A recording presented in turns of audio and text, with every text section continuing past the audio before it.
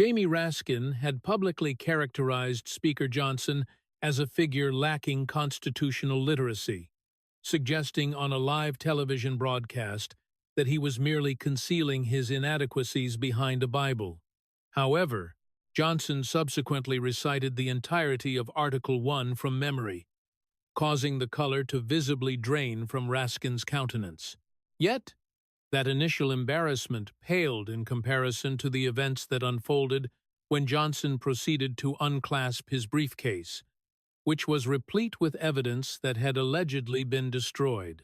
By the 47th minute of the proceedings, Raskin's own legal counsel was observed abandoning him on camera, declaring an inability to represent a client actively engaged in the obstruction of justice, and the audience would find it difficult to believe which Democrat ultimately stood up to declare that they could no longer defend such constitutional vandalism.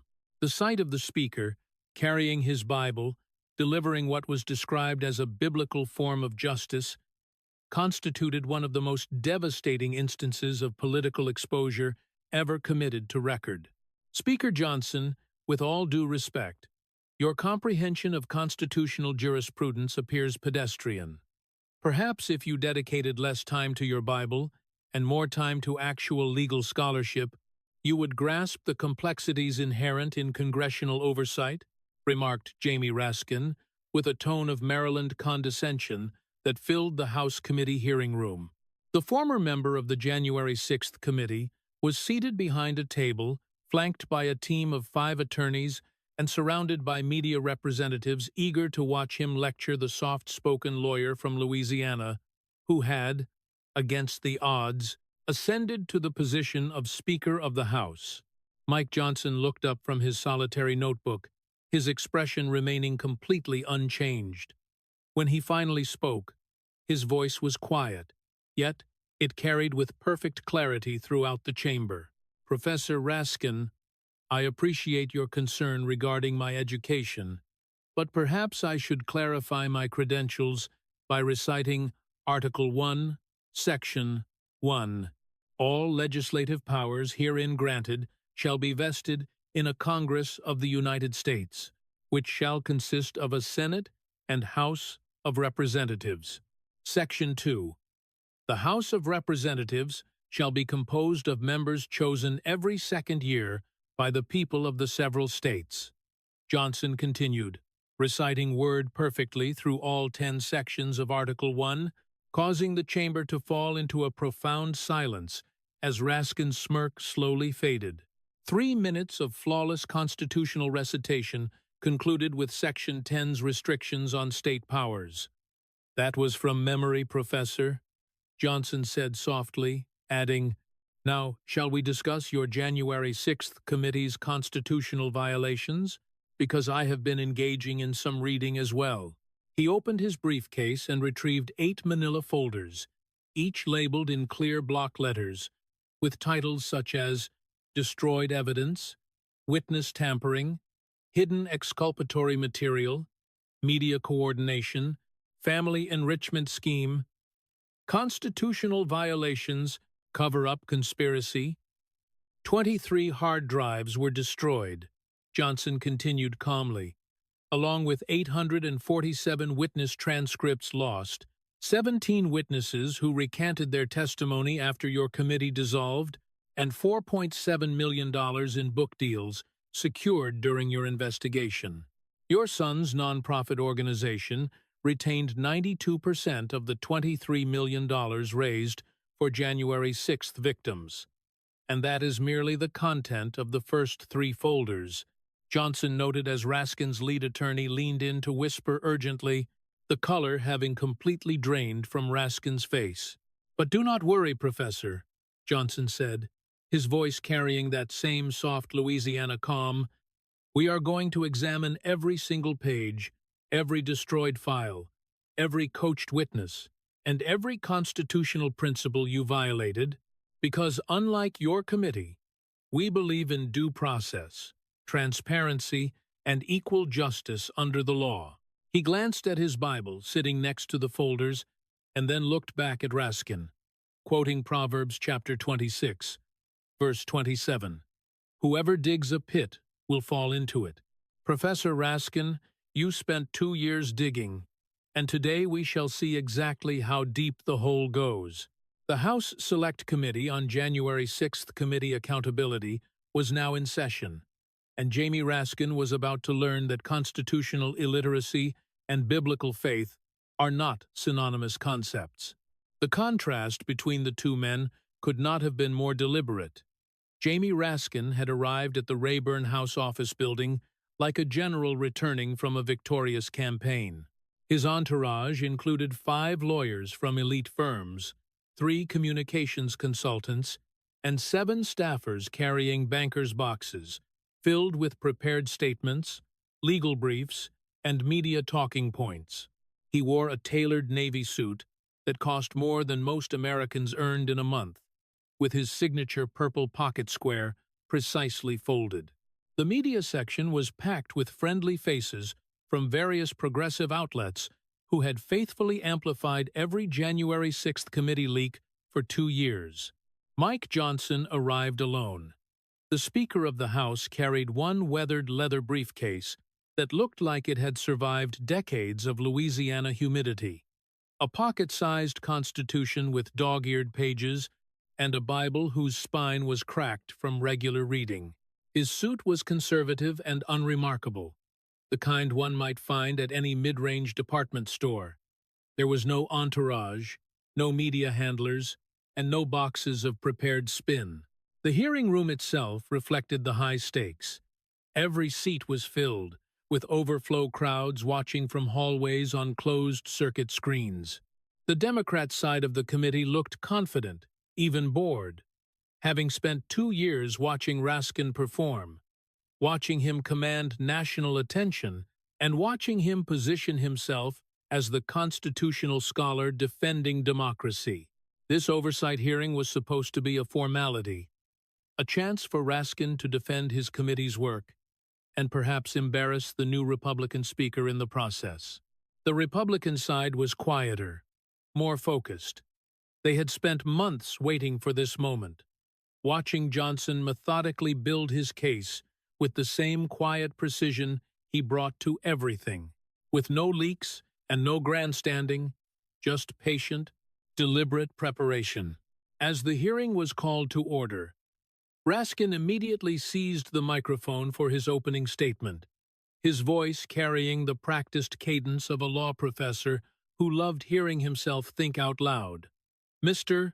Chairman, members of the committee, and the American people watching at home, today we see yet another attempt to rewrite history, to whitewash the violent insurrection that threatened our democracy, and to attack those of us who had the courage to investigate and expose the truth about January 6th. He warmed to his theme, his voice rising with theatrical indignation. Speaker Johnson and his colleagues would have you believe that documenting an attempted coup was somehow improper, that preserving democracy requires apologizing to those who tried to destroy it, and that constitutional scholarship means ignoring constitutional crimes. Raskin turned to look directly at Johnson, his expression mixing pity with condescension.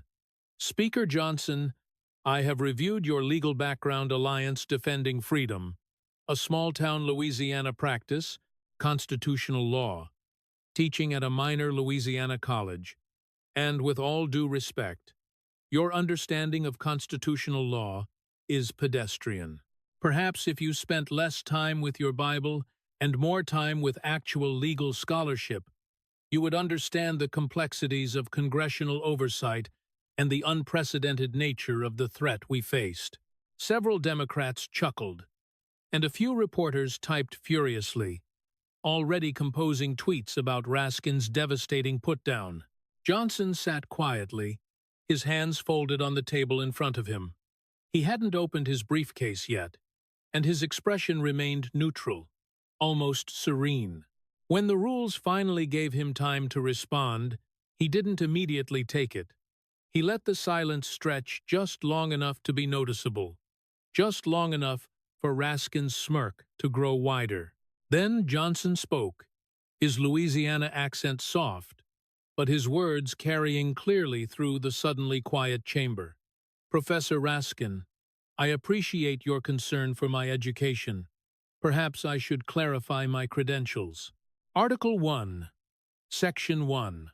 All legislative powers herein granted shall be vested in a Congress of the United States, which shall consist of a Senate and House of Representatives." He continued without notes, without hesitation, reciting the entire Article 1 of the Constitution from memory. Section 2 on House composition, Section 3 on Senate structure, Section 4 on elections, Section 5 on congressional procedures, Section 6 on compensation and privileges, Section 7 on the legislative process, Section 8 on enumerated powers, including all 17 clauses, Section 9 on limitations, and Section 10 on restrictions on states. 3 minutes of word-perfect constitutional recitation followed. The chamber had gone completely silent. Reporters stopped typing.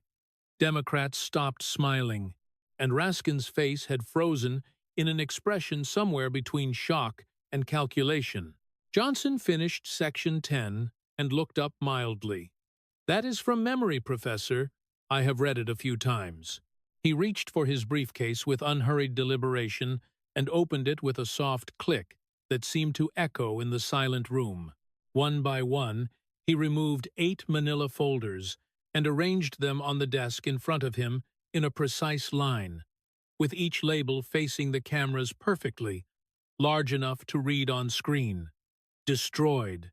Evidence, witness tampering, hidden exculpatory material, media coordination, family enrichment scheme, constitutional violations, cover-up conspiracy, and criminal referrals.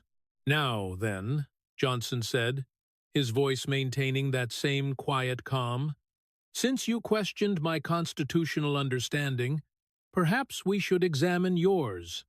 Professor, you taught constitutional law at American University. For how many years?" 23 years, Raskin answered, his voice less certain now. 23 years, Johnson repeated as he pulled a document from beneath the folders. "This is your law review article from 2015, titled, 'The Tyranny of Legislative Overreach. When Congress exceeds its constitutional authority, an excellent piece, very thorough on the importance of separation of powers, due process, and limitations on congressional investigative authority.'"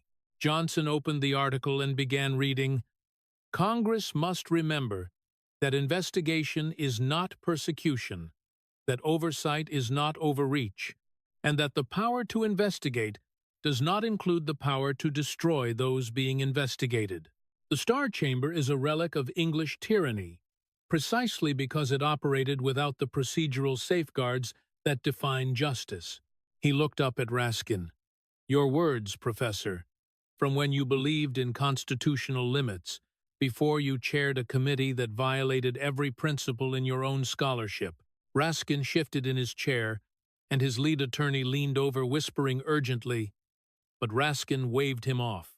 "The January 6th committee operated within all constitutional parameters," Raskin stated, his professorial tone firmly back in place. "We had clear precedent for our investigative authority and established procedures." "Precedent?" Johnson interrupted softly. "Let's discuss precedent in every previous congressional investigation of this magnitude. Watergate, Iran-Contra, even the Clinton impeachment, the minority party received equal subpoena power. Your committee claimed the threat was unprecedented," Raskin began. "The minority received 0 subpoena power," Johnson continued, as if Raskin hadn't spoken. "In every previous investigation, the accused received due process rights, the ability to confront witnesses, and access to exculpatory evidence. Your committee," he paused, letting the question hang, "had witnesses deposed in secret, transcripts hidden, and exculpatory evidence destroyed. And we are going to examine every single violation." "Professor," Because, unlike your committee, I believe in something you seem to have forgotten during your crusade. I believe in the Constitution. You spent 23 years teaching before you decided political expediency mattered more than constitutional principle. Johnson placed his hand on his Bible briefly, then moved it to rest on his pocket Constitution. The gesture was not theatrical, but natural and habitual. Proverbs 26-27 says, "Whoever digs a pit will fall into it." Professor Raskin, you spent 2 years digging, and today we see how deep the hole goes. The hearing room had transformed in 15 minutes. What began as Raskin's confident performance had become something else entirely. The media section was typing different stories now. The Democrat side of the committee looked less bored and more concerned. Raskin's 5 lawyers were huddled in urgent conversation, and Mike Johnson sat quietly, his 8 folders arranged in front of him like evidence exhibits in a trial, his weathered Bible and pocket Constitution flanking them like bookends of faith and law. "Shall we begin with the destroyed evidence, Professor?" Johnson asked, his voice remaining soft, almost gentle, "because that is where your constitutional vandalism started." Mike Johnson opened the first folder with the careful precision of someone handling evidence in a criminal trial, which in a sense he was. "Professor Raskin, federal law is very clear on the preservation of congressional records. Title 44 of the United States Code, Section 217, requires the preservation of records having historical or other value. Would you agree that records from an investigation into what you repeatedly called the worst attack on our democracy since the Civil War would qualify as having historical value?" Raskin nodded carefully. "Of course, which is why we maintained extensive records." "Then, perhaps you can explain," Johnson interrupted, his soft voice somehow cutting through Raskin's response. "Why?" The January 6th committee destroyed 23 hard drives containing witness interview materials. One day before this Congress was sworn in and new subpoena powers activated. The room went silent. Raskin's expression flickered between surprise and calculation. "I am not aware of any destroyed drives," he started.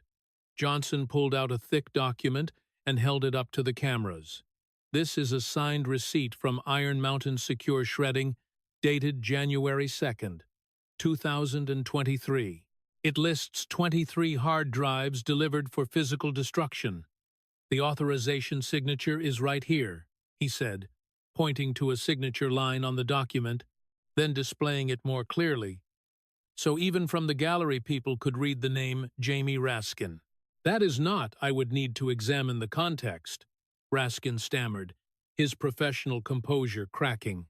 "The context," Johnson said, reaching into the folder for another document, "is that these hard drives contained 847 witness interview transcripts that were never provided to the subjects of your investigation, never turned over to defendants in criminal trials, and never made available to this new Congress. The context is that these interviews contained exculpatory evidence. The context is 18 U.S. Code Section 1519. Whoever knowingly destroys documents with the intent to obstruct an investigation shall be fined or imprisoned up to 20 years. Johnson's voice remained level, but his words landed like hammer blows. He pulled out a timeline chart and had it displayed on the hearing room screens. January 1st, 2023, our new Congress is elected. January 2nd, you authorized destruction of evidence. January 3rd, new subpoena powers would activate. The timing is remarkable. Don't you think, Professor? One of Raskin's attorneys leaned forward, trying to interject, but Johnson had moved on to specific examples. "Let me tell you about some of what was on those destroyed hard drives." Capitol Police. Captain Stephen Braun testified in a classified session. "Yes, Professor, we obtained the backup files."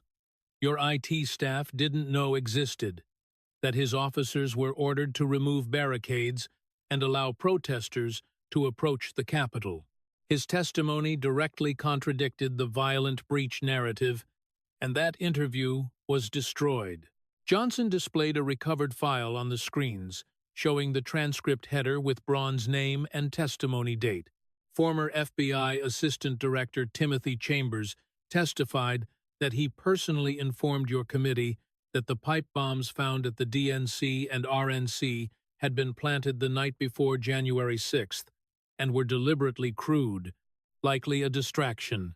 He testified that the FBI had surveillance footage identifying the planter but chose not to pursue prosecution, and that interview was destroyed. Each revelation hit harder. The media section was in chaos now, with reporters calling their editors and updating their stories in real time.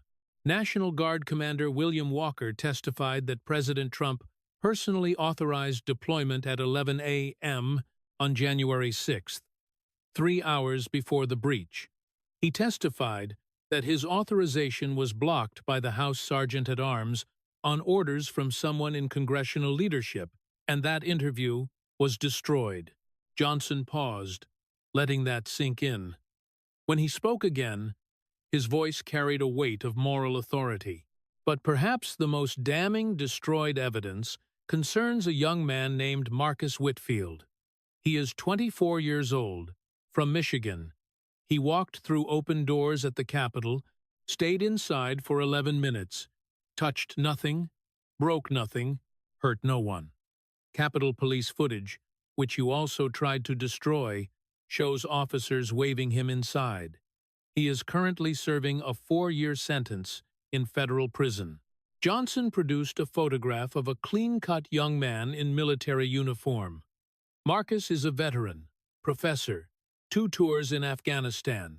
He believed he had permission to be there because police literally waved him in. Your destroyed evidence included testimony from 3 officers confirming they were ordered to allow peaceful entry. That evidence would have freed him. The silence in the room was suffocating. Several Democrats looked visibly uncomfortable, and even some of Raskin's attorneys were exchanging troubled glances. How many people are in prison, Professor, because you destroyed evidence that would have exonerated them? How many lives have been destroyed because you valued narrative over truth? Raskin finally found his voice, though it lacked its earlier confidence. This is a gross mischaracterization. Any documents that were destroyed were duplicative or immaterial. Immaterial, Johnson repeated quietly. He pressed a button on a small recording device, and a voice filled the chamber. Young, female, and clearly stressed. Jamie, the Braun testimony is a problem. If defense attorneys get access to it, it undermines the whole violent insurrection frame. Can we just lose it? Another voice, unmistakably Raskin's, replied, Sarah, classify it at the highest level. If it stays classified, nobody sees it. If this Congress forces declassification, we will have time to prepare a response. But backup copies need to go. Make it happen. The room erupted. Republicans shouted for order. Democrats demanded to know the source, and media phones came out. Raskin had gone pale. That recording, Johnson said calmly over the chaos, was made by a member of your committee staff, Sarah Chen. She is testifying to the FBI under immunity right now. She has 17 hours of similar recordings. She came forward because, in her words, I went to law school to pursue justice, not to help destroy it.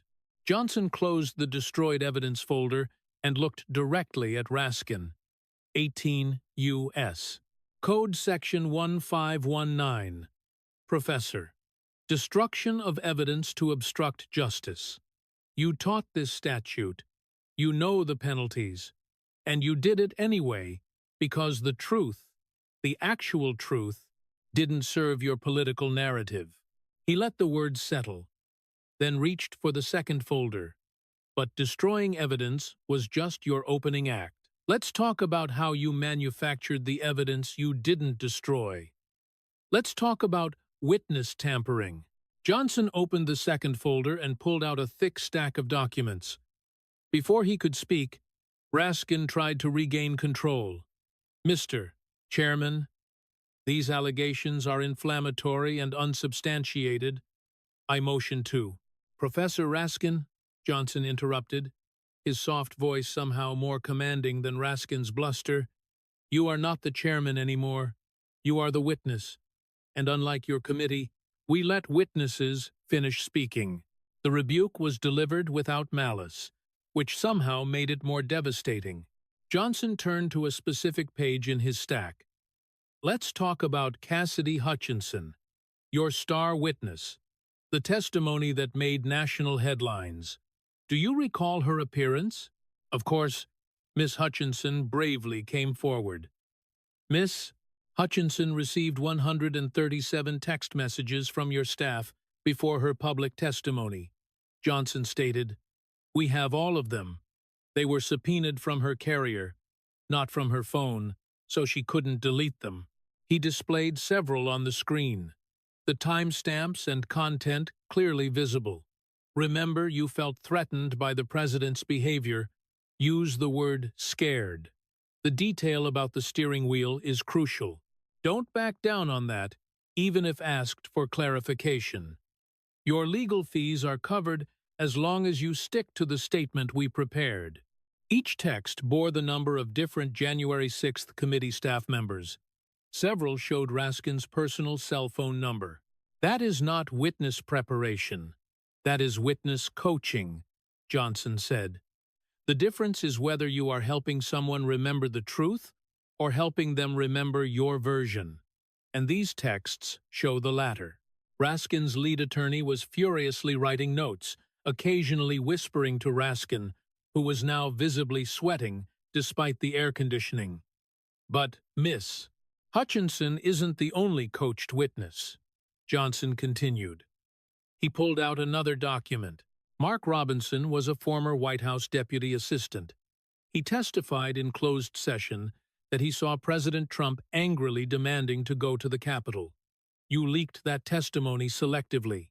What you didn't leak was that when questioned in detail, Mr. Robinson admitted he didn't actually witness this personally.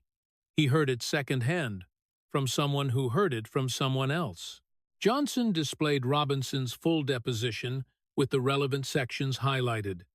In legal terms, that is triple hearsay, inadmissible in any court, but you presented it as eyewitness testimony in your report. He moved to another example, his pace methodical and devastating. Capitol Police Sergeant Harry Dunn testified publicly about racist slurs he heard during the riot. Powerful testimony. But here is his original deposition from August 2021. Johnson showed the relevant pages.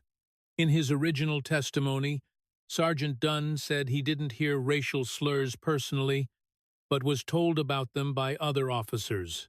By his public testimony 6 months later, the story had evolved into a first-person experience. What happened in between? He pulled out phone records, 43 phone calls from your staff to Sergeant Dunn, email exchanges discussing messaging strategy, a consultant from your communications team visiting him 5 times. Johnson looked up from the documents. You didn't just coach him on testimony, Professor. You changed his testimony, and he is not alone. The next revelation hit even harder. Johnson pressed play on another audio recording, this one clearly from a phone call. A male voice, anxious, said, I don't feel comfortable exaggerating what I saw. What I witnessed was concerning, but not what you are describing.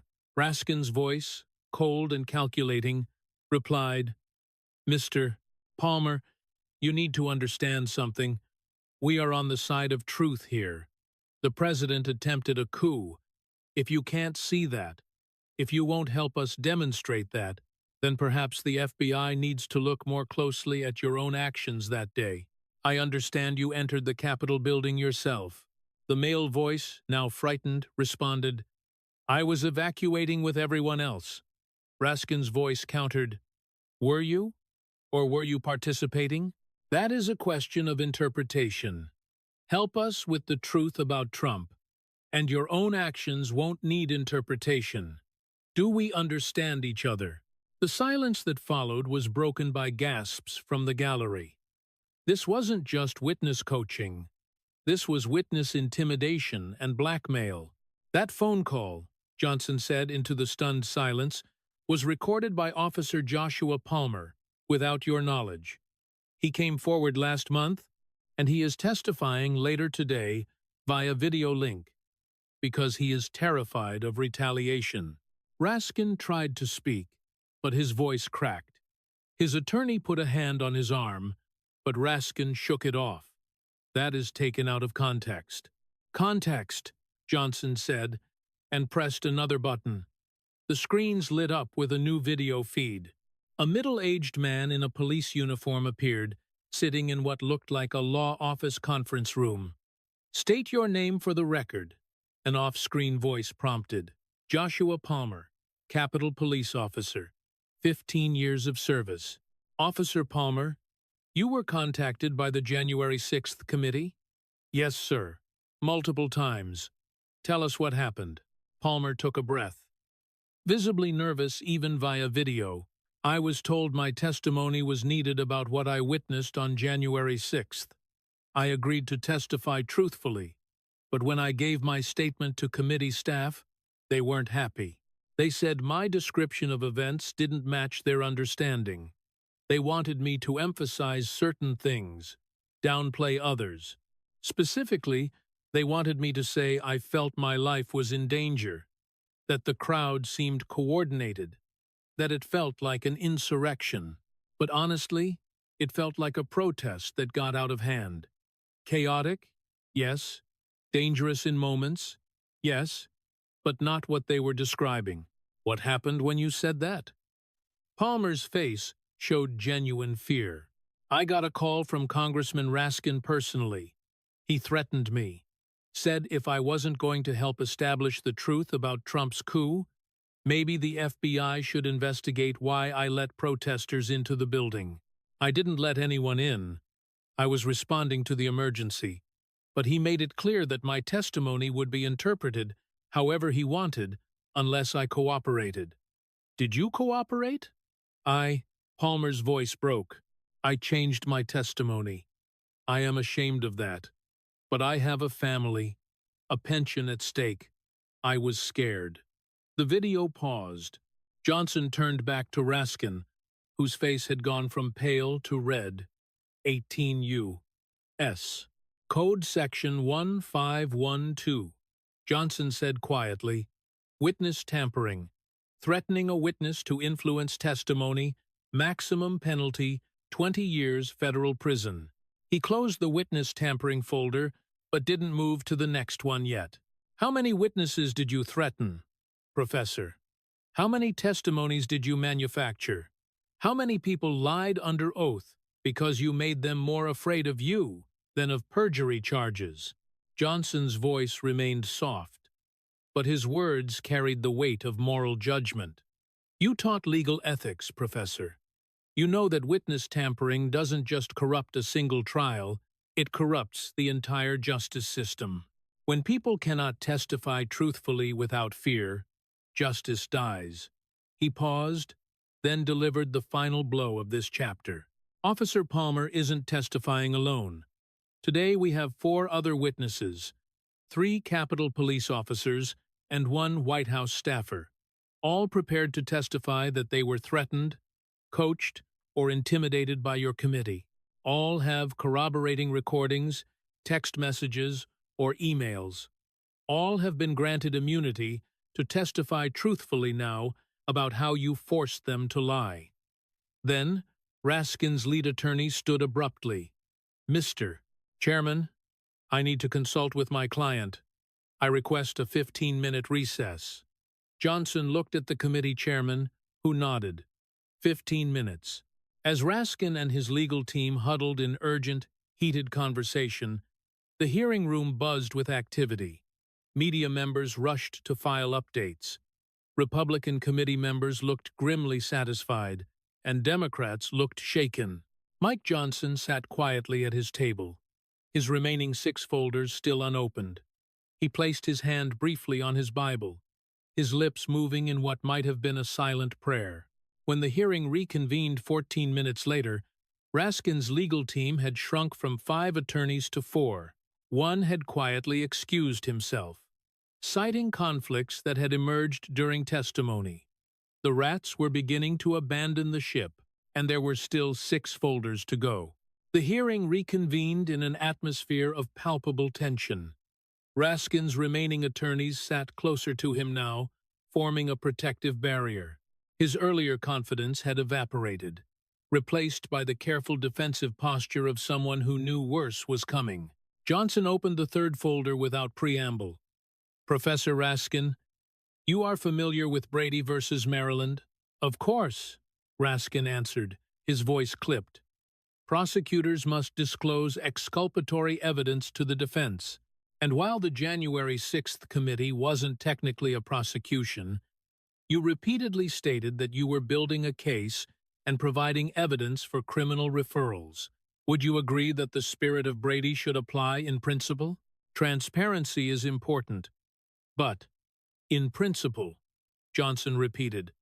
"Let's test that principle against your actions." He pulled out a document whose header was clearly visible on the screens. National Guard Timeline, classified. January 6th, 2021, 10 a.m. President Trump meets with Acting Defense Secretary Christopher Miller. Subject: authorization for National Guard deployment to Capitol if requested. This meeting is documented in the White House visitor logs, Pentagon records, and Miller's sworn testimony. Johnson displayed each piece of evidence methodically. 11:03 a.m. President Trump signs written authorization for up to 20,000 National Guard troops to be deployed to the Capitol complex, at the request of Capitol Police or Congressional leadership. This authorization is transmitted to the Pentagon, Capitol Police Board, and House and Senate Sergeant-at-Arms offices. He showed the authorization document, Trump's signature, clearly visible. 2:24 p.m., Capitol breach begins. National Guard has not been deployed. Why not, Professor? Raskin shifted uncomfortably. The President's delayed response. The President authorized deployment 3 hours before the breach. Johnson interrupted firmly. What delayed the deployment was rejection of that authorization by congressional leadership, specifically by House Speaker Nancy Pelosi and Senate Majority Leader Chuck Schumer. He displayed email exchanges with timestamps. 11:47 a.m. House Sergeant-at-Arms Paul Irving. Emails Capitol Police Chief Stephen Sund. S&S code names for Speaker and Senate Majority Leader have denied National Guard authorization. They prefer optics of no military presence unless absolutely necessary. The hearing room erupted. Republicans shouted for order. Democrats demanded source verification. And media phones captured every word. That email, Johnson continued over the noise, was in the documents your committee received from Capitol Police. It was classified at your request and never included in your final report. President Trump gave authorization. Congressional Democrats blocked deployment. You hid that evidence and blamed Trump for the delay. Raskin's attorney was pulling on his sleeve, but Raskin pulled away, his face flushed with anger. Those emails are classified for national security reasons. They were classified, Johnson corrected, to protect political narratives, not national security. President Trump declassified them his last day in office. You kept them buried anyway.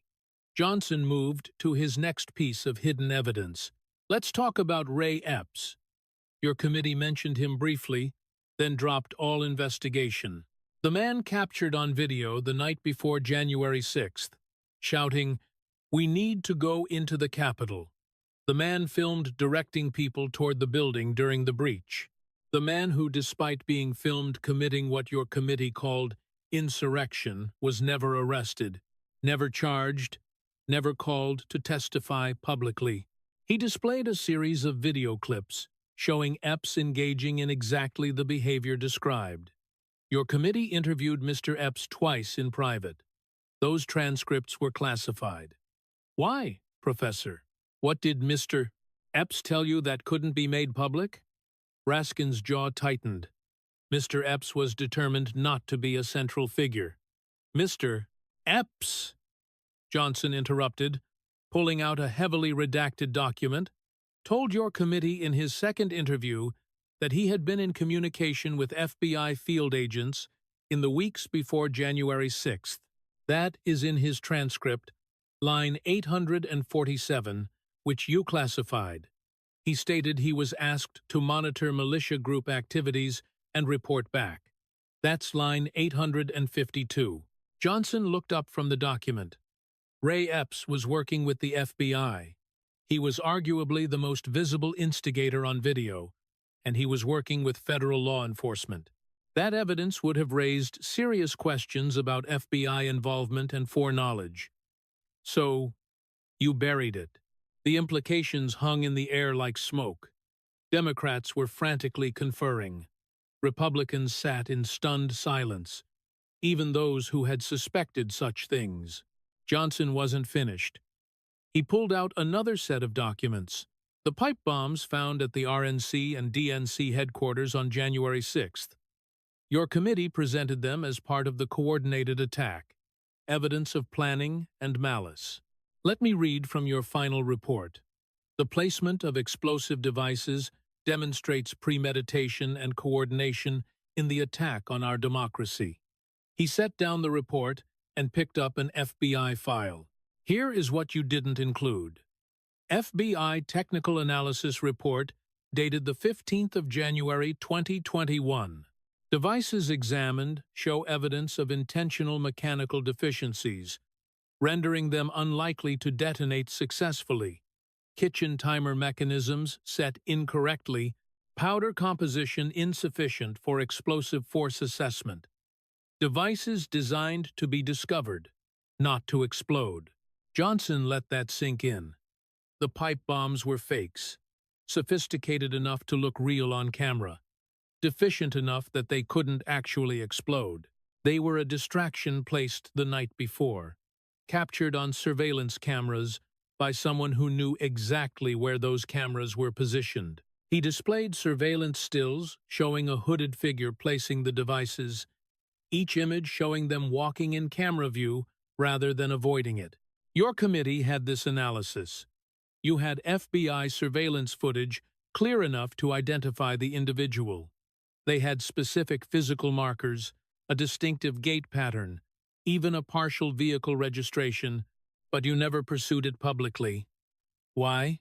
Raskin's remaining attorneys were in open argument with him now, voices rising in heated whispers. Let me propose a theory. Johnson continued. You didn't pursue it because the answer led somewhere your narrative couldn't follow, because it raised questions about provocation and infiltration that would undermine the spontaneous insurrection story you needed to tell. Johnson closed that section and moved to perhaps his most damaging revelation. Finally, let's discuss the timeline your committee presented to the American people versus the timeline documented by multiple independent sources. He displayed a large chart showing two parallel timelines. Your committee claimed President Trump watched the riot unfold for 187 minutes before calling for protesters to leave. Your entire narrative centers on this claim that he deliberately delayed intervention. Johnson pointed to his chart. Here is what actually happened, documented by phone logs, video timestamps, and witness statements you didn't destroy. 1:12 p.m. Trump's speech ends at the Ellipse, a mile away from the Capitol. Travel time to Capitol, 15 to 20 minutes, by foot. 1:30 p.m. First barriers are breached at Capitol. Trump is still at the Ellipse meeting with organizers. 1:49 p.m. Trump returns to White House. Pentagon logs show he calls Acting Secretary Miller to confirm National Guard authorization still stands. 2:24 p.m. Capitol building breached. Trump immediately calls multiple senators asking about safety. 2:38 p.m. Trump tweets, "Please support our Capitol Police and law enforcement. Stay peaceful." 3:13 p.m. Trump tweets, "No violence. Remember, we are the party of law and order." 4:17 p.m. Trump releases video statement, "I know your pain, but you have to go home now. We have to have peace." Johnson looked up from the timeline. That is not 187 minutes of silence. That is constant communication within the limits of what a president can do when congressional leadership has rejected National Guard deployment and Capitol Police have lost command control. He pulled out one more document, handling it with particular care. But here is the evidence that destroys your entire timeline narrative. At 2:25 p.m., 1 minute after the Capitol was breached, Trump was on a recorded line with Minority Leader Kevin McCarthy. The transcript. McCarthy says, "They're breaking into my office. You need to call this off." Trump replies, "Kevin, I already authorized the Guard this morning. Why haven't they been deployed?" McCarthy responds, "What? I was told you were blocking deployment." Trump says, "That's a lie. I signed authorization hours ago. Call Miller at Defense. He'll confirm." Johnson set down the transcript. "That phone call, Professor, was in the records your committee subpoenaed from phone carriers. You never mentioned it in your report. You never called McCarthy to testify about it publicly because it demolished your entire timeline theory." The silence in the hearing room was absolute. Every Democrat on the committee knew the implications. If Trump had authorized the Guard early and congressional leadership had blocked it, if Trump had made the calls and tweets that the committee timeline omitted, if the committee had systematically hidden every piece of exculpatory evidence that contradicted their predetermined narrative, Brady versus Maryland, Johnson said softly, "The prosecution must disclose evidence that might exonerate the defendant. You weren't legally bound by Brady, Professor, because you weren't a court, but you claimed to be pursuing truth. You claimed to be following evidence wherever it led. Those claims were lies." He closed the exculpatory evidence folder and looked directly at Raskin. "You hid evidence that would have changed the entire national conversation, evidence that would have prevented criminal charges, evidence that would have altered the political landscape. You didn't pursue justice, Professor. You pursued a predetermined conclusion and buried anything that contradicted it." Johnson's voice, still soft, now carried unmistakable moral authority. "That is not investigation. That is persecution. And it is the reason why Romans 12:19 says, 'Vengeance is mine, says the Lord.' Because when humans decide to pursue vengeance instead of justice, this is what happens. Truth becomes optional, evidence becomes political, and innocent people suffer." He reached for the fourth folder, then paused. "But perhaps the most disturbing part of your investigation wasn't what you hid from the public. It was what you sold to the public. Let's talk about your media manipulation." Johnson opened the fourth folder with the deliberate care that had become his signature in this hearing. By now, even the most partisan Democrats in the room had stopped their whispered conversations to watch. The folder labeled Media Coordination seemed to generate its own gravity. "Professor Raskin, you appeared on cable news 847 times during your committee's operation. That is more than twice per day for the committee's entire existence. Impressive availability for someone conducting such an important investigation." Raskin, visibly tired now, attempted to reclaim some authority. "The American people deserve to be informed." "Informed," Johnson repeated. "Interesting word choice. Let's examine how you informed them." He pulled out a thick stack of emails and began displaying them on the screens. Email dated March 15th, 2022.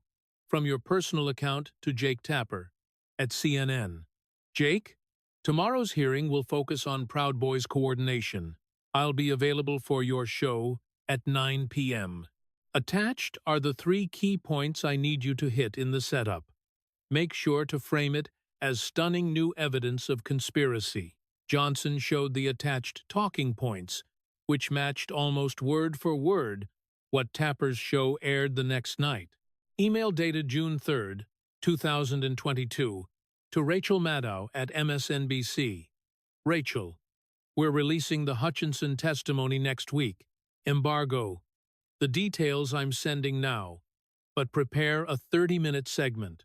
I've drafted the narrative arc that will be most impactful. Let's connect to coordinate your questions. The media section had gone very quiet. Several journalists were visibly uncomfortable. Email dated August 19th, 2022, to multiple reporters at the New York Times, Washington Post, and Politico.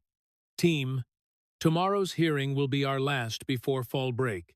We need maximum impact. I'm attaching transcripts with the sections highlighted that you should emphasize. Note that other sections of these transcripts are contradictory. Please focus only on highlighted portions. Full context muddies the message. Johnson looked up from the emails. You weren't informing the media, Professor. You were directing them, writing their narratives, editing their coverage. You turned journalism into a PR arm of your committee. He pulled out financial records that made the journalists in the room shift uncomfortably. But it wasn't just about controlling the narrative. It was about profiting from it. Johnson displayed a contract.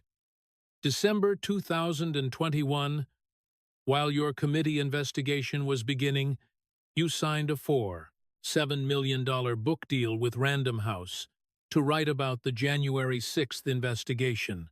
The book was marketed before it was written, based on the presumption that your committee would produce criminal evidence against Trump. He showed the book's promotional materials, which promised the inside story of how Congress brought a former president to justice. Professor, didn't this massive financial incentive, nearly $5 million, create a conflict of interest in how you conducted your investigation? If your committee found ambiguous evidence, or worse, exculpatory evidence, wouldn't that hurt your book sales? Raskin's jaw worked, but no sound came out. His attorneys were frantically writing notes, but their body language spoke of resignation rather than strategy. The book released in November 2023, Johnson continued. It hit #1 on the New York Times bestseller list. Early sales exceeded 500,000 copies, and at your royalty rate, you personally earned approximately $2.8 million in the first 6 months. He sat down the financial documents and picked up the book itself, holding it up for the cameras. I read your book, Professor, cover to cover. It is very well written, very persuasive. It also contains 17 claims that are directly contradicted by evidence your own committee collected, evidence you hid from the public. Johnson opened to marked pages and began reading. The president refused to authorize National Guard deployment despite desperate pleas. That is page 147. We now know he authorized it hours before the breach. He flipped to another marked page. No evidence suggests FBI involvement or advanced knowledge. That is page 203. We now know Ray Epps was communicating with FBI agents. Another page. All witness testimony was voluntary and uncoerced. That is page 89. We have now heard from witnesses you threatened. Johnson closed the book and set it down with deliberate finality. You wrote a best-selling book based on false information you knew was false, because you had hidden the evidence that would disprove it. That is not journalism. That is not even propaganda. That is fraud. He pulled out more documents, these showing wire transfers and payment records, but the book deal wasn't your only media profit. speaking fees of $850,000 from various organizations during and after your committee work, paid contributor contract with MSNBC, signed in December 2023, immediately after your committee dissolved, $500,000 annual salary, consulting arrangement with documentary filmmaker Alex Holder, $250,000 plus back-end percentage. Johnson displayed each contract, each payment, building a financial picture of systematic profiteering. You earned over $4 million from the January 6th investigation while conducting the January 6th investigation. Every cable appearance was a commercial for your book. Every hearing was a promotional event. Every bombshell revelation was a sales opportunity. He paused, letting the financial evidence speak for itself, then moved to perhaps the most damaging aspect of the media coordination. But the most troubling coordination wasn't about what you told the media. It was about what you gave them before your own committee members had seen it. Johnson displayed a series of timestamps. June 27, 2022, 6:30 p.m. Your committee receives Cassidy Hutchinson's full deposition transcript, including all the contradictions and qualifications she made. June 27, 2022, 8:15 p.m. You emailed the full transcript to 4 reporters. June 28, 2022, 7 a.m. Washington Post runs a story with selective quotes from Hutchinson, omitting all contradictions. June 28, 2022, 9:30 a.m. Your committee convenes to review the Hutchinson transcript. Republican members seeing it for the first time, media has already reported a selective version. Johnson looked up from the timeline. You gave media the evidence before your own Republican committee members could review it. You coordinated selective leaks to shape the narrative before any deliberation could occur. That is not transparency, Professor. That is tactical media manipulation. He pulled out one more document, this one stamped with official seals. House Ethics Committee reviewed your media coordination at my request. Their report, released this morning, finds systematic violations of House rules regarding confidential committee information, apparent conflicts of interest regarding commercial exploitation of committee work, and patterns of selective information release designed to prejudice public opinion. Johnson set down the ethics report and picked up his Bible briefly, as if drawing strength from it. Proverbs 11:3 says, "The integrity of the upright guides them, but the unfaithful are destroyed by their duplicity." Professor, you didn't guide anyone to truth. You used duplicity to build a media empire and a financial windfall. He closed the media coordination folder and reached for the next one. His voice remained calm, but carried an edge of building anger. But, as troubling as personal profit is, your next scandal is even worse, because you didn't just enrich yourself, you built a family enrichment scheme that exploited the very tragedy you claimed to be investigating, and for that, Professor, there is no excuse. The hearing room had grown heavier with each revelation, but Johnson's voice, as he opened the 5th folder, carried a new note. Not just legal condemnation, but moral disgust. Professor Raskin, I want to be clear about something before we proceed. I am deeply sorry for the loss of your son Tommy in 2020. No parent should endure that pain. Your family's grief is real, and no political disagreement changes that. The moment of compassion was genuine, Johnson's face reflecting real sympathy, but then his expression hardened, which makes what I am about to expose even more unconscionable, because you used your family's grief and the nation's tragedy to build a multi-million-dollar enrichment scheme. He pulled out incorporation documents. The 15th of January 2021, 9 days after the Capitol riot, your son-in-law, Jamie Raskin, files paperwork establishing the January 6th Truth and Justice Foundation a 501c3 nonprofit organization listed purpose, providing support to victims and families affected by the January 6th insurrection. Johnson displayed the founding documents on the screens.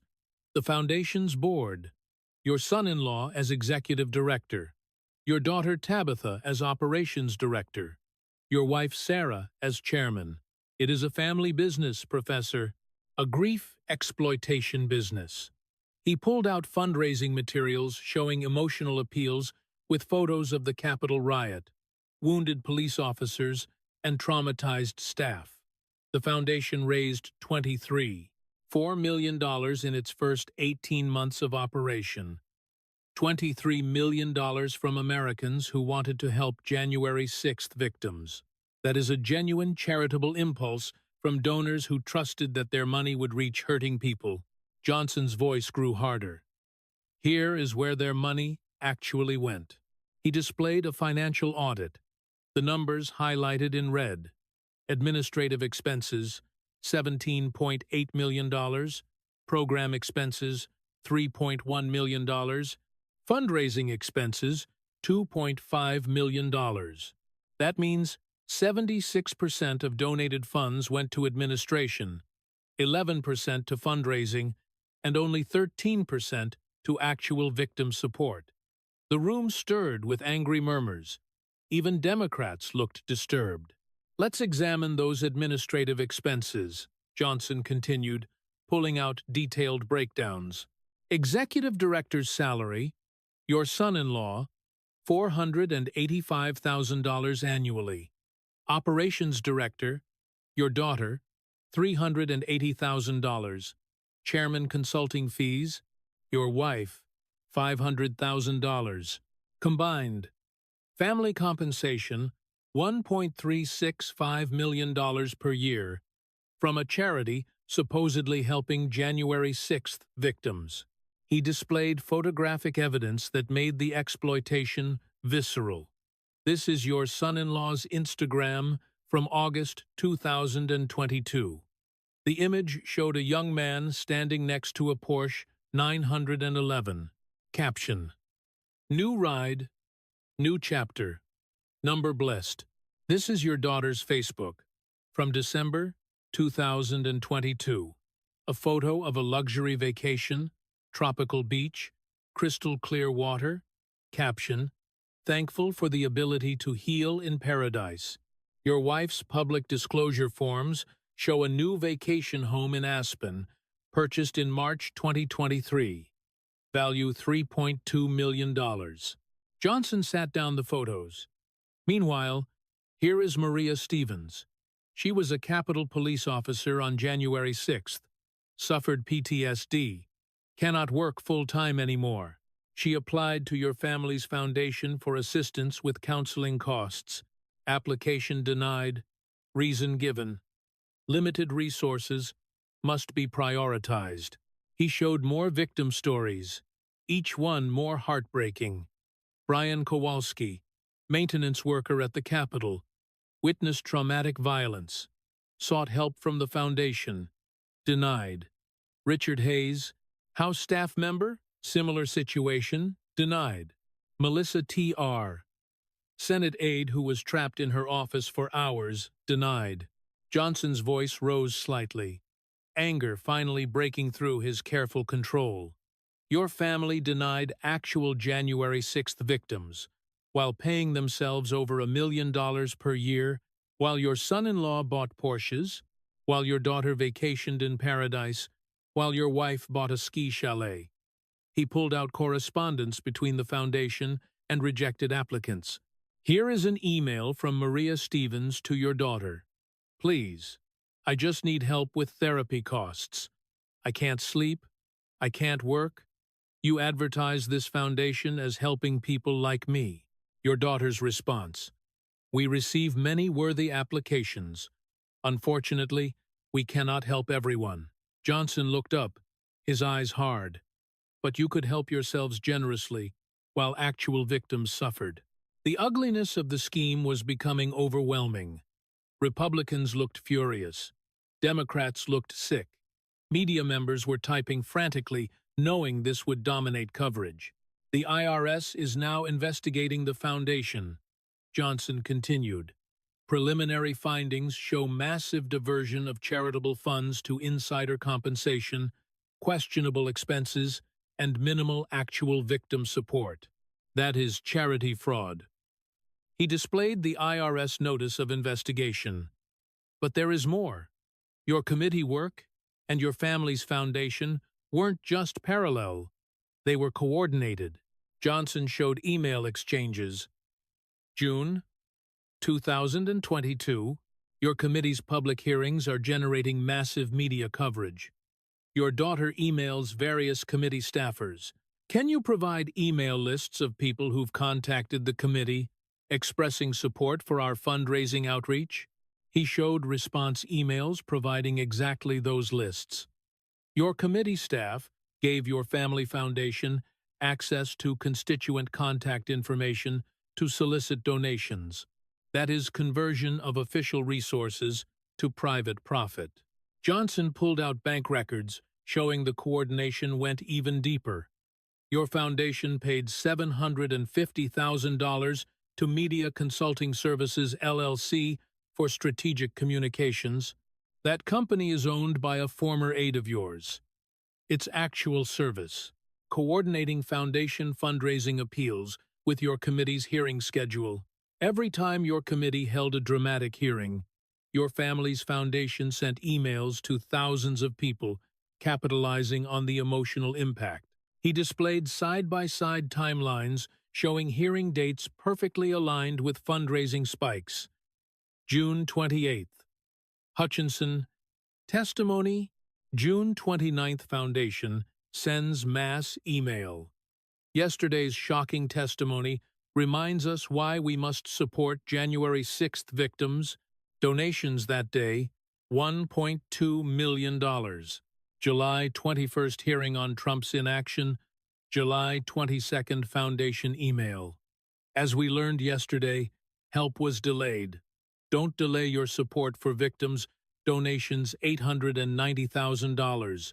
The pattern was undeniable and sickening. Johnson closed the financial documents and pulled out one more item. Testimony from someone who worked inside the scheme. Alicia Martinez worked for your family's foundation as a grant coordinator from March 2022 to August 2023. She quit and came forward with evidence of fraud. She submitted a sworn affidavit. He began reading, I was hired to process victim assistance applications. In training, I was told to approve minimal applications and to prioritize high-profile victims who could provide good testimonials for fundraising.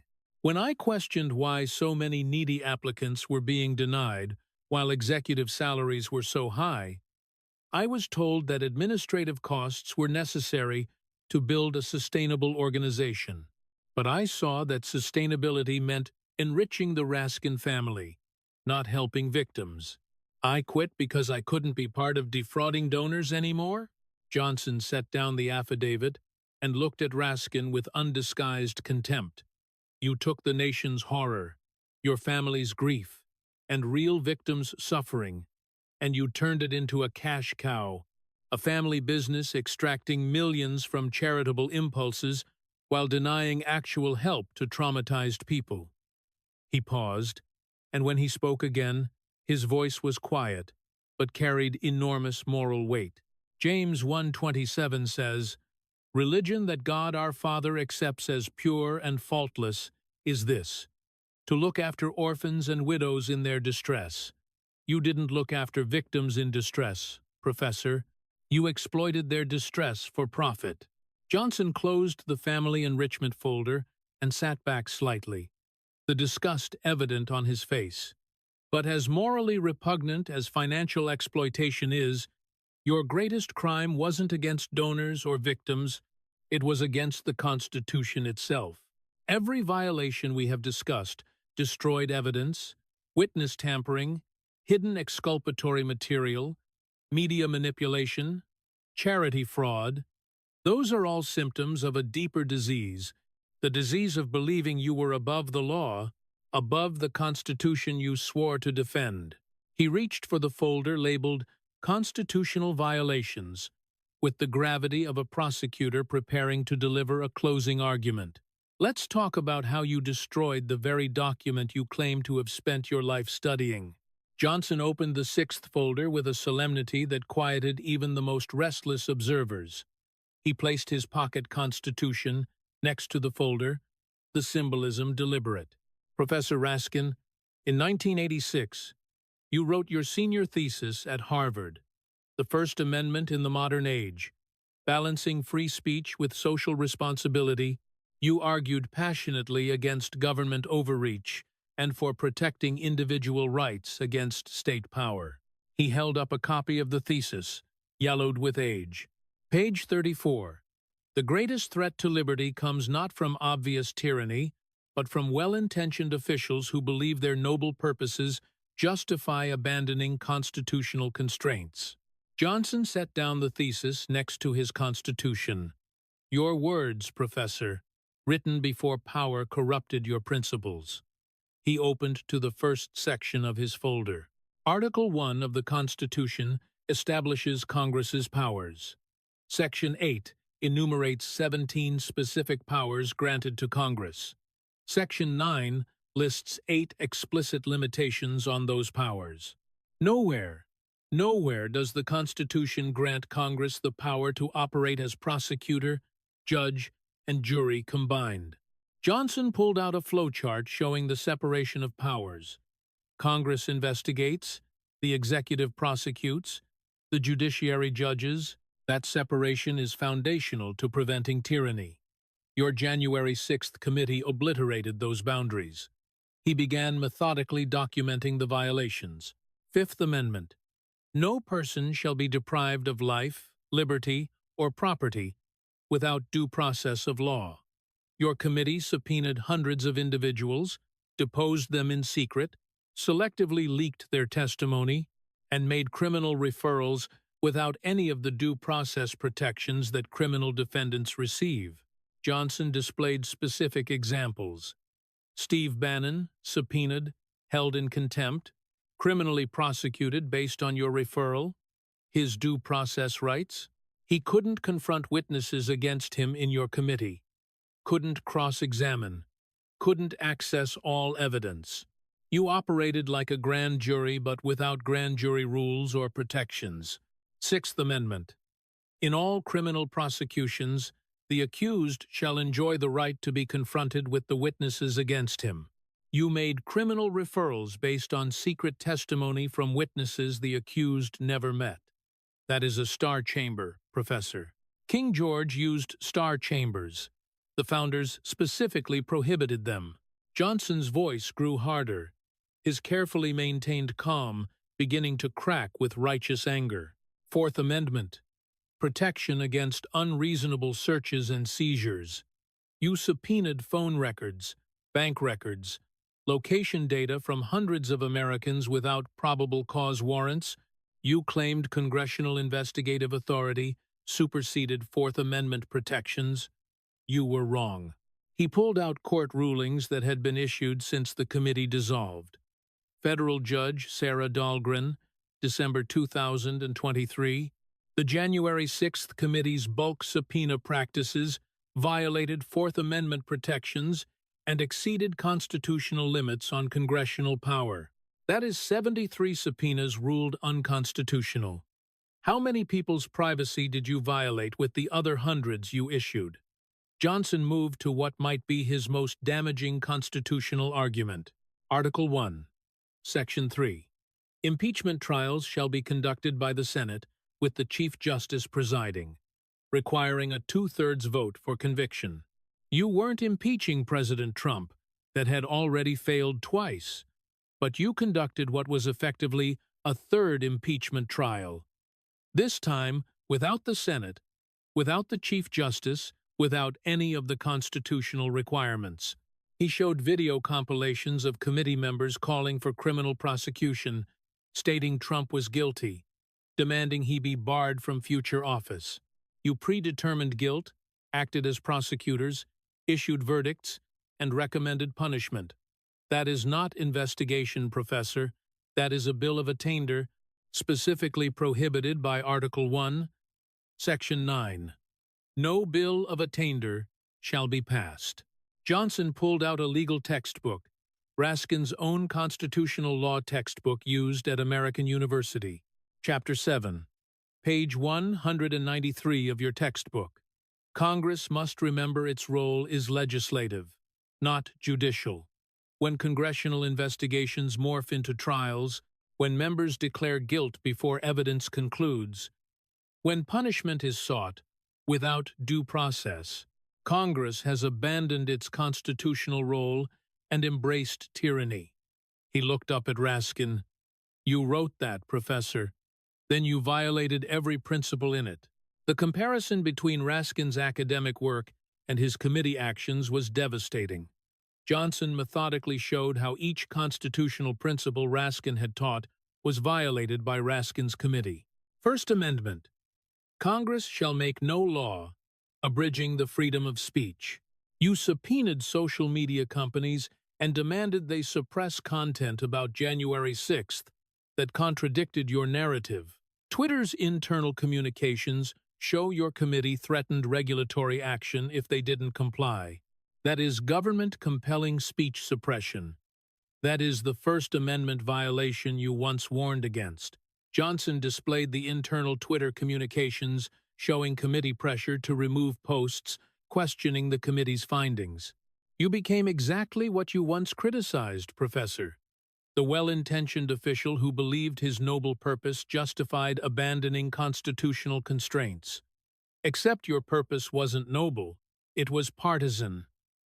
And it was profitable.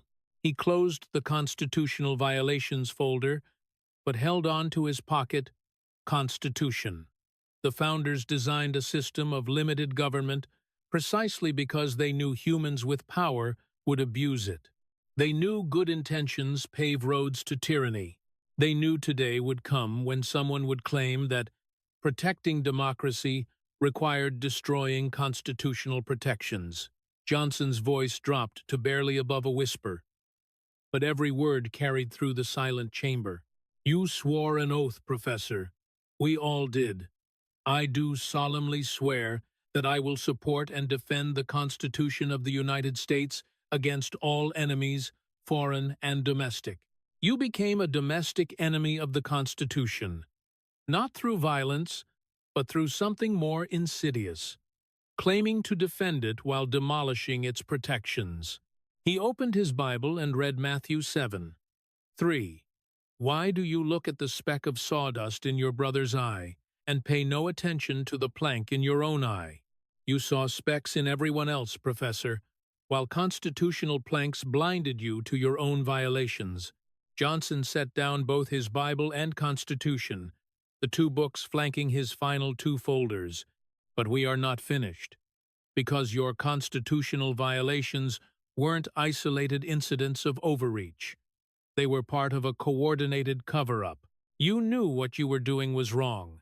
You knew the evidence contradicted your narrative. You knew your methods were illegal, and you conspired to hide it all. He reached for the folder labeled Cover-Up Conspiracy, with the finality of someone delivering a death blow. Let's talk about what you did when you realized your house of cards was collapsing. The hearing room had undergone a transformation over the course of the day. What began as a confident gathering of Democratic defenders and media allies had become something closer to a wake. Raskin sat diminished behind his table, his expensive suit wrinkled with sweat, his hands visibly trembling. Of his original 5 attorneys, only 2 remained. The others had quietly excused themselves during breaks, citing various ethical obligations that suddenly required their attention. Mike Johnson opened the 7th folder, Cover-Up Conspiracy, with the careful deliberation of someone who knew the final pieces were about to fall into place. Professor Raskin, 18 U.S. Code Section 1519. Whoever knowingly destroys documents with the intent to impede, obstruct, or influence any investigation shall be fined or imprisoned not more than 20 years. You authorize document destruction that is established. The question is whether you knew you were obstructing justice. He pulled out a series of internal committee communications that made Raskin visibly flinch. December 15th, 2022. Email from your chief investigator Marcus Brennan to you. Jamie, the Republican takeover means they'll have subpoena power in January. We have significant material that contradicts our public statements. Recommend immediate strategy session on document retention policies. Johnson showed Raskin's response. Schedule meeting for tomorrow. Bring list of problematic materials. We need to act before January 3rd. December 16th, 2022. Internal memo from that meeting recovered from a staffer's personal laptop. Attendees agreed that certain materials, while technically subject to congressional record retention, could be classified at higher levels or deemed duplicative of other records. Priority materials for review include National Guard authorization timeline, FBI confidential human source reports, Capitol Police stand-down orders, witness recantation statements. Johnson looked up from the memo. You held a meeting specifically to identify evidence that contradicted your narrative and to develop strategies for hiding or destroying it. That is not document management, Professor. That is conspiracy to obstruct justice. He pulled out more communications, each one more damning. December 20th, 2022. Text message from you to your deputy, Kristen O'Brien. The hard drives need to go before the new Congress is sworn in. Can't risk them being subpoenaed. Use the security protocols. Excuse. O'Brien's response. Jamie, I'm not comfortable with this. This feels like obstruction. Your reply. We're protecting national security information from political exploitation. Don't overthink it. Johnson set down the text exchange. Your own deputy recognized it was obstruction. You ordered it anyway. The evidence continued to mount. December 23rd, 2022. Meeting with Iron Mountain Shredding Company. December 27th. Classification of exculpatory National Guard timeline at top secret level, preventing access. December 30th. Discovery that 847 interview transcripts were accidentally corrupted and unrecoverable. January 2nd, 2023. Authorization for hard drive destruction. Every step was deliberate, Johnson stated. Every action calculated. You knew Republicans would be able to subpoena these materials in days. You knew the evidence contradicted your narrative, so you destroyed it. He pulled out one more document, this one bearing official FBI letterhead. January 15th, 2023, the FBI opened an investigation into potential obstruction of justice by former January 6th committee members. That investigation has been ongoing for over a year. This morning, the FBI confirmed it has issued grand jury subpoenas for your personal communications, financial records, and testimony. The hearing room erupted. This was new information. Raskin's face went from pale to gray. You are under federal criminal investigation, Professor, Johnson said quietly, for obstruction of justice, conspiracy to obstruct, destruction of evidence, witness tampering, and multiple other charges. The FBI has been monitoring your communications under a sealed warrant since January 2023. One of Raskin's two remaining attorneys stood abruptly. Mr. Chairman, I need to. I have an ethical obligation that prevents me from continuing representation in light of this revelation. The attorney began packing his briefcase with shaking hands. The second attorney looked panicked, but remained seated. Your lawyer is abandoning you, Johnson observed. He is required to. Federal ethics rules prohibit attorneys from representing clients in ongoing criminal conspiracies. His withdrawal confirms what we all now know. You are not just morally guilty, Professor. You are criminally guilty. Johnson closed the cover-up conspiracy folder and reached for his final folder, criminal referrals. But he didn't open it immediately. Instead, he stood, something he hadn't done since the hearing's opening. I want to speak directly to the American people watching this. He turned to face the cameras, his expression grave. What you have witnessed today isn't political theater. It is not partisan warfare. It is documentation of the most serious constitutional crisis since Watergate. A member of Congress used his position to manufacture evidence, destroy contrary evidence, manipulate media, profit personally, and obstruct justice. He did this while wrapping himself in claims of defending democracy. Johnson's voice carried genuine anguish. This hurts to expose. It hurts because we want to believe our representatives are honorable. It hurts because constitutional violations of this magnitude undermine faith in all of government. But truth matters more than comfort. He turned back to Raskin, who looked like he might be sick. Professor, you had advantages most Americans never receive. Harvard education, law degree, platform to teach constitutional law, the public trust. And you betrayed all of it for money, for fame, for partisan victory. Johnson opened his final folder with a deliberation that conveyed finality. This hearing today completes our committee's investigation into January 6th committee misconduct. Based on evidence presented, I am submitting the following criminal referrals to the Department of Justice. He began reading, his voice steady and prosecutorial. 18 U.S. Code. Section 1519. Destruction of evidence to obstruct justice. 23 counts. 1 for each hard drive destroyed. Each count carries a maximum sentence of 20 years. 18 U.S. Code Section 1512. Witness tampering. 17 counts. 1 for each witness who testified under oath that you threatened or coerced them. Maximum sentence, 20 years per count. 18 S. Code Section 1001. False statements to Congress. 34 counts. Each instance where you testified falsely to other committees or made false statements in official reports. Maximum sentence, 5 years per count. 18 U.S. Code Section 371. Conspiracy to defraud the United States. 8 counts. Conspiracy to obstruct justice, destroy evidence, manipulate investigations. Maximum sentence 5 years per count. 18 U. Code Section 201.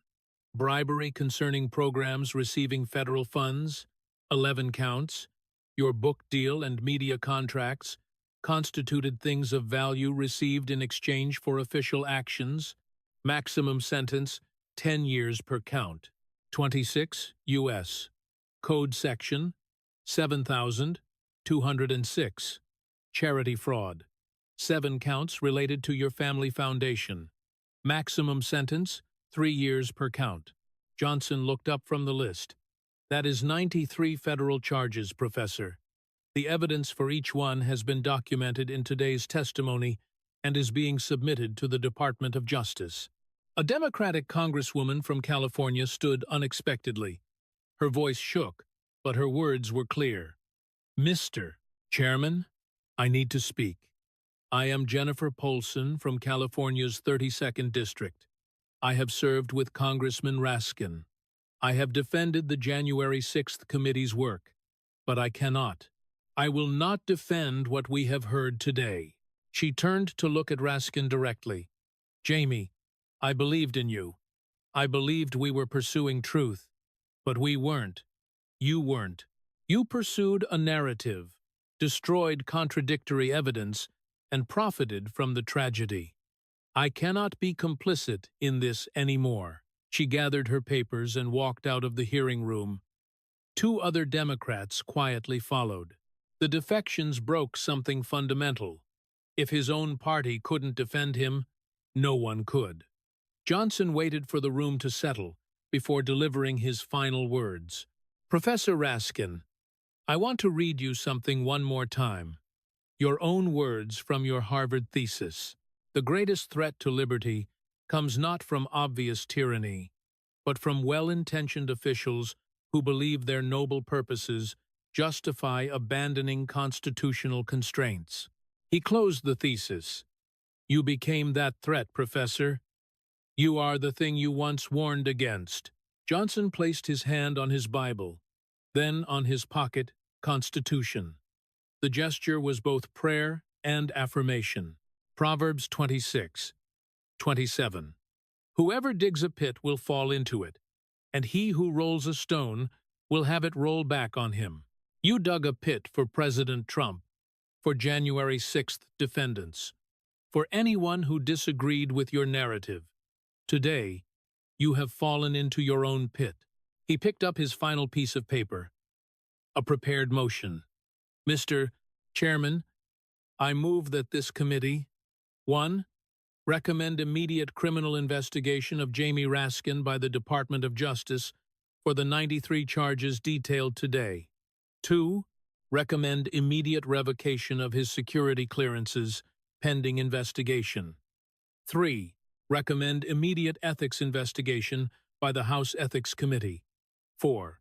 Recommend special counsel appointment given the severity and complexity of violations. All in favor? Every Republican hand shot up immediately. After a long, painful pause, 3 Democratic hands joined them, then 2 more, then 3 more. The motion passed with bipartisan support.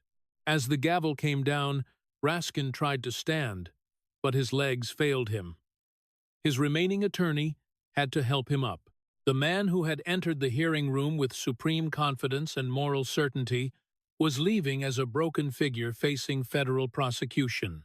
One final thing, Johnson called out as Raskin was being helped toward the exit. His voice was soft, but carried clearly. That Bible you mocked earlier. It is not just a book I hide behind, Professor. It is the foundation of the justice you are about to face. Galatians 6:7. Do not be deceived. God cannot be mocked. A man reaps what he sows. Johnson began packing his folders into his weathered briefcase, the same case he had arrived with. No celebration, no triumph, just the quiet satisfaction of someone who had done a necessary but unpleasant duty. A reporter called out, Speaker Johnson, do you have any comment on?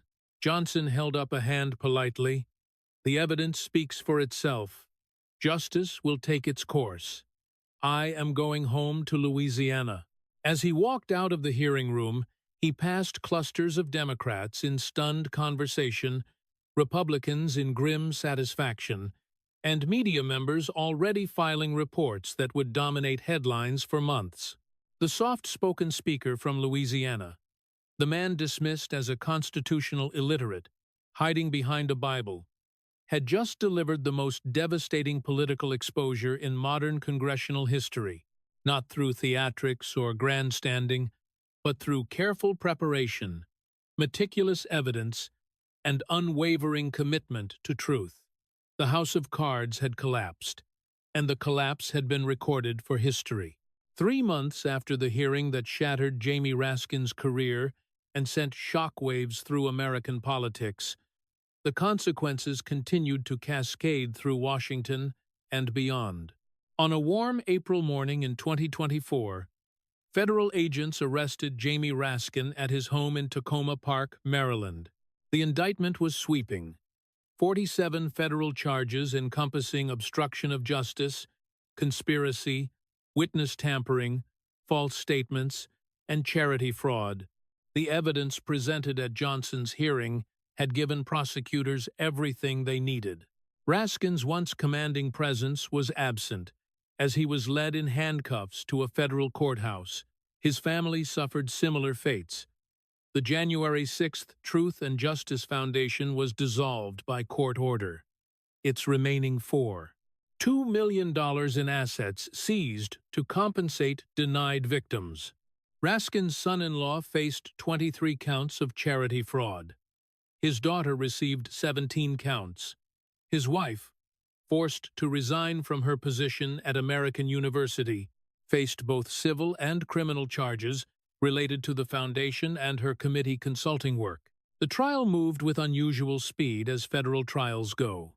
The presiding judge, a Carter appointee with an impeccable reputation for fairness, made clear that this case transcended politics. The evidence, she stated in denying Raskin's motion to dismiss, documents systematic violations of law, not policy disagreements. The prosecution lasted 4 weeks. Mike Johnson did not attend.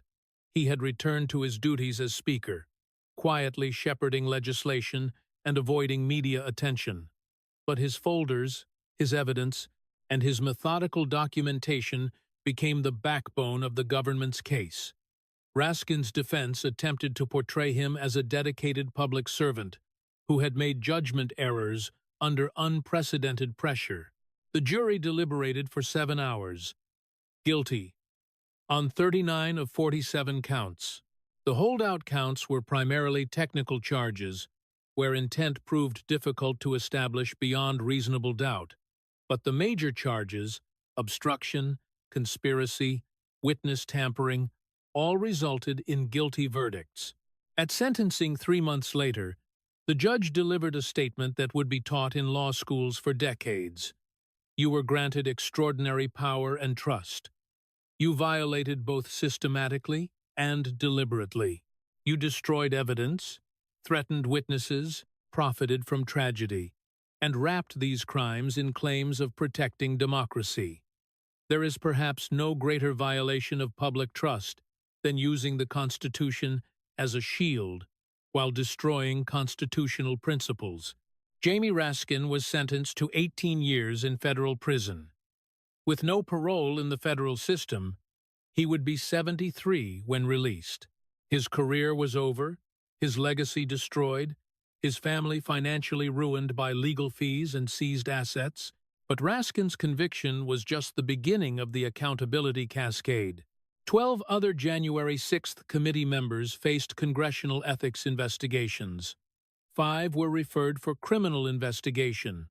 2 resigned from Congress rather than face voters in their next election. The committee's work, once presented as definitive history, was now taught as a cautionary tale about partisan overreach and evidence manipulation. Media figures who had uncritically amplified committee leaks faced their own reckoning. 3 prominent MSNBC contributors were fired after internal reviews revealed they had knowingly broadcast information they knew came from selective leaks. CNN implemented new verification requirements for congressional testimony. The New York Times published a lengthy editor's note acknowledging their January 6th coverage had failed basic journalistic standards by relying too heavily on committee sources without independent verification. More importantly, the evidence Johnson had exposed led to actual justice for the wrongfully accused. Marcus Whitfield, the veteran serving 4 years for walking through open doors, had his conviction overturned. The hidden Capitol Police footage showing officers waving people inside became grounds for 47 case reviews. 17 defendants had convictions vacated. 23 more received reduced sentences, and 4 received presidential pardons after the 2024 election. The constitutional violations Johnson documented led to congressional reforms. The House Investigative Oversight Act of 2024 established mandatory protections, including minority party, subpoena power in all investigations, mandatory evidence preservation with severe criminal penalties for destruction, public access to all non-classified testimony within 30 days, and independent counsel review of any criminal referrals. But perhaps the most significant change was cultural. The January 6th committee had operated in an atmosphere where constitutional shortcuts seemed justified by the claimed emergency. Johnson's exposure reminded Americans that constitutional principles exist precisely for emergencies. That is when they are most necessary and most likely to be violated. In Louisiana, Mike Johnson returned to a hero's welcome, but deflected the praise with characteristic humility. At a town hall in Shreveport, a constituent asked him how it felt to take down someone as powerful as Raskin. Johnson's response revealed his true motivations. "I didn't take down anyone. I just presented evidence and let the truth do its work." Professor Raskin took himself down by forgetting that no one, no matter how educated, how well-intentioned, how politically powerful, is above the Constitution. The minute we think our purposes justify abandoning constitutional principles, we become the very threat we claim to be fighting against. He paused, then added, "And I'll tell you something else. I take no joy in what happened to Professor Raskin. I truly don't." I believe he started with genuine concern about January 6th, but somewhere along the way, he let ambition, profit, and certainty override his judgment. That is a cautionary tale for all of us in public service. The temptation to cut corners for good reasons is real, but the Constitution doesn't have a good reasons exception clause. A reporter asked if he would write a book about the experience. After all, Raskin had profited handsomely from his committee work. Johnson smiled slightly. "No book? No media tour? No profit? I did my constitutional duty as Speaker. That is all. The glory belongs to God, and the credit belongs to the Constitution's endurance." In federal prison, Raskin spent his days in the law library. Guards reported he read extensively constitutional law treatises, legal ethics texts, and, ironically, his own writings from before power corrupted his principles. Other inmates called him the professor, though not respectfully. Even in prison, his reputation as someone who had preached constitutional values while violating them followed him.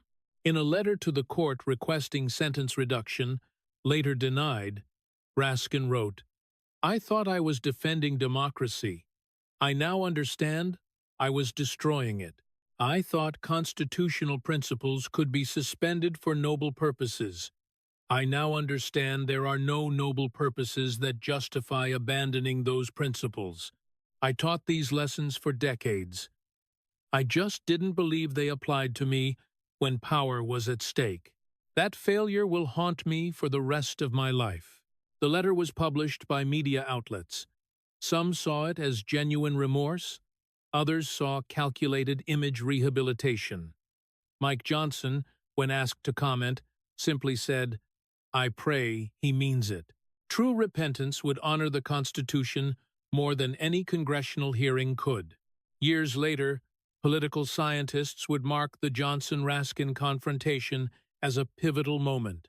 The soft-spoken speaker had proven that constitutional principles, backed by careful evidence and moral clarity, could defeat even the most powerful political narratives, that preparation, patience, and commitment to truth could overcome manipulation, media control, and partisan advantage. Law schools taught the hearing as a masterclass in prosecutorial methodology.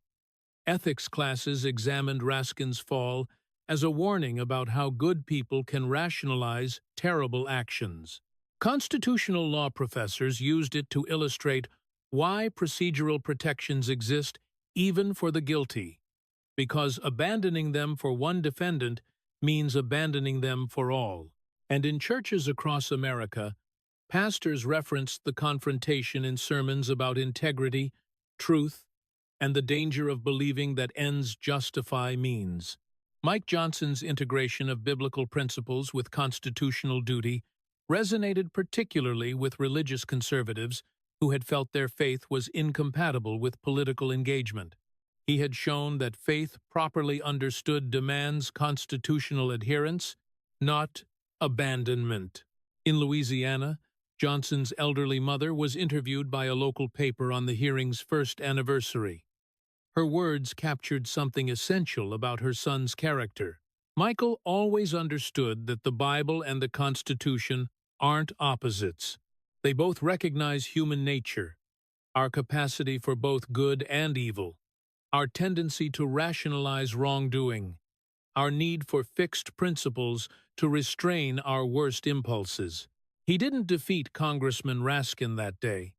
Truth defeated lies, evidence defeated narrative, and constitutional principles defeated expedience. Michael just made sure the truth had a voice. The last word might belong to the Constitution itself. Mike Johnson's office contained a large framed copy. After the hearing, he added a small plaque beneath it, with words from Madison's Federalist 51. If men were angels, no government would be necessary. If angels were to govern men, neither external nor internal controls on government would be necessary. In framing a government which is to be administered by men over men, the great difficulty lies in this. You must first enable the government to control the governed, and in the next place, oblige it to control itself. Jamie Raskin forgot the second part. Mike Johnson remembered it. And that memory, more than any political skill or rhetorical flourish, made all the difference. Justice served with constitutional precision and biblical principle had prevailed.